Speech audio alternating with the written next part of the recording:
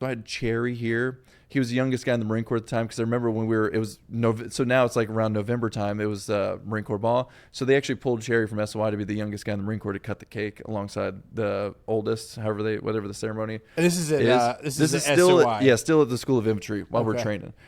So I remember Cherry had to get pulled to do that. He was the youngest guy in the Marine Corps at the time.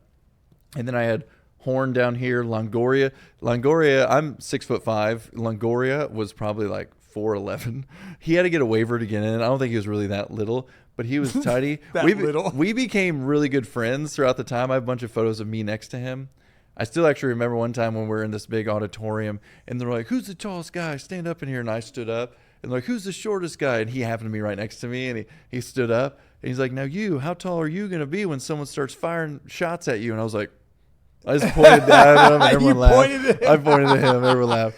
But like Cherry, Longoria, I think Cartwright, and all these people, and then so they all end up going to the line companies. But since I got Presidential Guard, they're like, "No, you're going over here now. Yeah. You're going up to Chesapeake, Virginia for Security Force School. You're going to DC till your clearance goes through. Then you're going to choose where you want to go." So as they go to their companies, and I was supposed to, I was actually on the list to go to 2-3, I think it was, with the rest of them, because they're in blocks. They were going to 2-3? They were just like, A's through H's, you're going to 2-3. This through this, you're going to here. That's crazy. And, I went to 2-3. I think it was 2-3. I could be wrong because it was so long ago. Wow. But actually, I could probably look up on the Face of the Fallen where they ended up, because obviously it says who they were with. So after this, I'll look that up. Okay. But they just sent us in blocks because it was wartime. So it was no like picking and choosing who goes where. It was just like A's through H's, you're going to this one, whatever. Yeah. So I was supposed to be on there until someone complained and said, "No, we're supposed to go up to Camp David, or we're supposed to go to DC."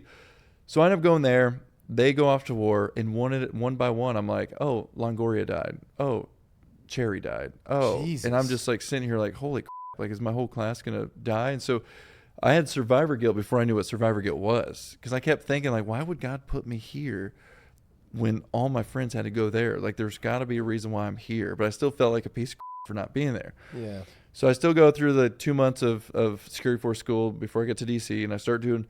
The thing about DC too is it doesn't, even though you got selected for the Yankee White program, which is Guard the President, doesn't mean you're going to get it.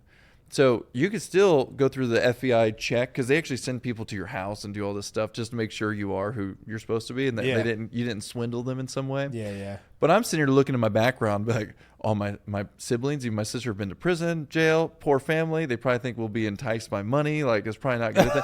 I legitimately, it's like the hardest security clearance they can I ever give out. legitimately thought that I was not going to get it, because we had some people who were there lifetime.